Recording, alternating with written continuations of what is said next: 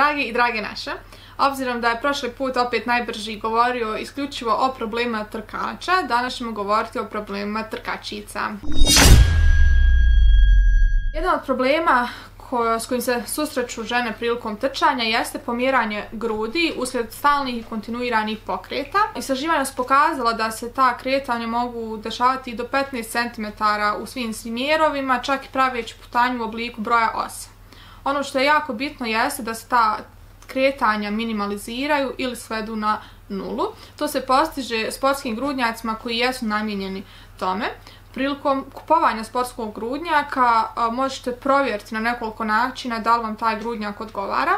Tako što ćete, na primjer, udahnuti nekoliko puta jako duboko i vidjeti da li možete da dišete normalno dok nosite taj grudnjak.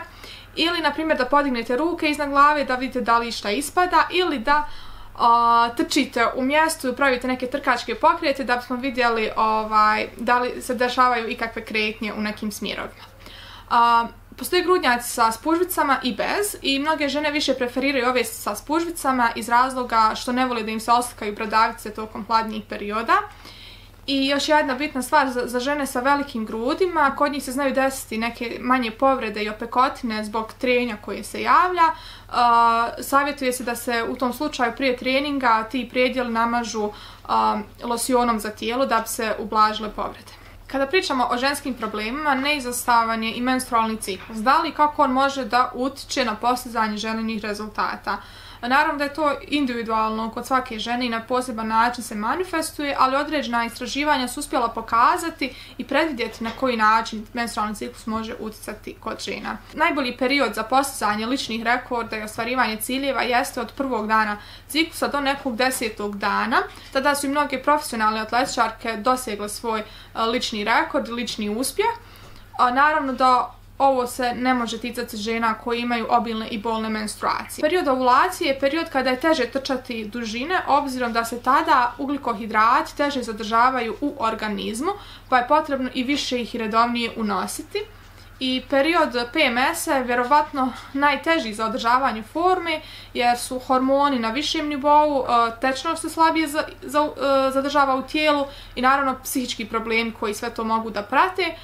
Svi ovi problemi se mogu minimalizirati i ublažiti redovnom ishranom, hidratacijom i poznavanjem sebe i svoga tijela, ali za one žene koje stvarno žele postići neke posebne lične rekorde, vjerujem da će neki od savjeta i da znači. Za žene koje nose hidžab, problem se može javiti u predjelu vrata, odnosno trenje koje može da stvara marama, može uzrokovati određene manje povrede i opekotine. Prvi savjet koji ćemo dati jeste da koristite sportske hidžabe. Mnoge žene su zadovoljne i sa profesionalnim sportskim hidžabima svjetskih brendova, ali postoji i one žene koje su zadovoljne sa trčanje i to hidžabima koji su rađeni u domaćoj proizvodnji. Takvi hidžabi sportski su rađeni od posebnih materijala i ne prave probleme oko vrata i vjetar lagano struji i ne stvara dodatne probleme. Drugi način koji žene jako često isto koriste jeste obična marama, pamučna, koja se lagano spusti da pada preko tijela i vrata, ne stežući oko vrata i na takav način dopušta da vjetar lagano struji između vrata i marame. Jako bitno je tu svu kosu maramom pokupiti, svu kosu ispod marame pokupiti potkapom da ne bi ispadala, a u slučaju da sve to pokušava da sklizne i spadne, jedan od trikova jeste da kombinujete maramu sa jednim vizirom koji će sve to učvrstiti i čuvati na svom mjestu.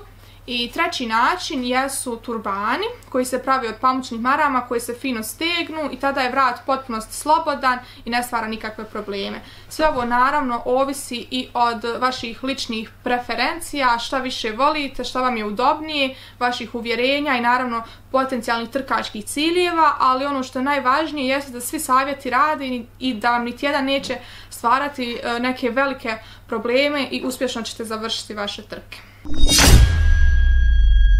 Zapratite nas za više ovakvih savjeta tako što ćete se subscribe-ati na naš YouTube kanal, lajkati i šerati ovaj video i naravno preporučujemo i da nas zapratite na našim društvenim mrežama.